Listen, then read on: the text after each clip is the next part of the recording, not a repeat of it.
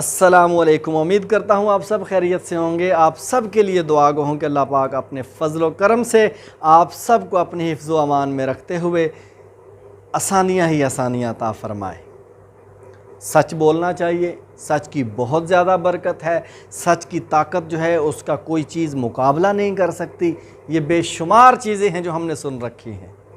आज जो मैं आपके सामने बात रखना चाह रहा हूँ कि जो हमारे यहाँ सच बोला जा रहा है उसकी बहुत सारी इक़साम है। देखना हमने ये है कि हम कौन सी किस्म का सच बोल रहे हैं। हम कहते हैं मैं तो सच भी बोलता हूँ और बरकत नहीं है ज़िंदगी में, मैं सच भी बोलता हूँ और रुसवा हो जाता हूँ। वो सच कौन सा है जो असल सच है और हम सच कौन से बोल रहे हैं। अभी देखिए सच की कितनी इक़साम है। मिसाल के तौर पे एक सच वो है जो हम बोलते हैं और हम समझते हैं कि हम सच बोल रहे हैं। एक सच वो सच है जो दूसरे लोग बोल रहे हैं और वो कहते हैं कि हम सच बोल रहे हैं। तीसरा सच वो है कि जो लोग ज़माने वाले बोल रहे हैं हमारे बारे में और वो कहते हैं कि हम सच बोल रहे हैं। और चौथा सच वो है कि जो लोग समझ कर बैठे हुए हैं हमारे बारे में और दूसरी चीज़ों के बारे में वो कहते हैं यही सच है।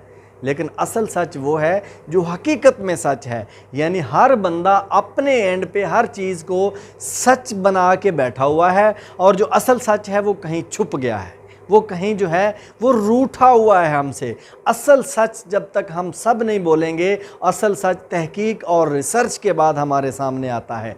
किसी की सुनी सुनाई बात को सच मानकर बैठ जाना या अपनी बात करने के बाद ये इरादा बांध लेना, ये सोच लेना कि जो बात मैंने कर दी लोग इसको सच तसव्वुर कर लें, या ज़माने में जो बात फैल गई है किसी ज़रिए से फैला दी गई है वो झूठ था और उसको इस अंदाज़ में पेश कर दिया गया है कि सभी लोग उसको सच तसव्वुर करना बैठ जाएं। नहीं, सुनी सुनाई बातों को सच मान लेना या जो हमने बात कर दिया लोग उसी को सच मान लें, इस तरह से सच की जो तरगीब है वो दूसरे लोगों को भी नहीं दिलाई जा सकती और सच की जो बरकतें हैं वो हमारी ज़िंदगी में भी नहीं आ सकती। हमेशा जो भी नई चीज़ आती है, जो भी बात आती है उसके ऊपर रिसर्च तहकीक बहुत लाजमी है। उसके बाद फिर जाके असल सच हमारे सामने आता है और वो वाला सच है जिसकी बरकतें हमारी ज़िंदगी में आती हैं। अल्लाह ताला हमें सच और हक़ का साथ और हक़ और सच की दावत और तलकीन करने वाला बना दे और फिर इंशाअल्लाह हमारी ज़िंदगियों में ज़रूर आसानी आएगी। Thank you.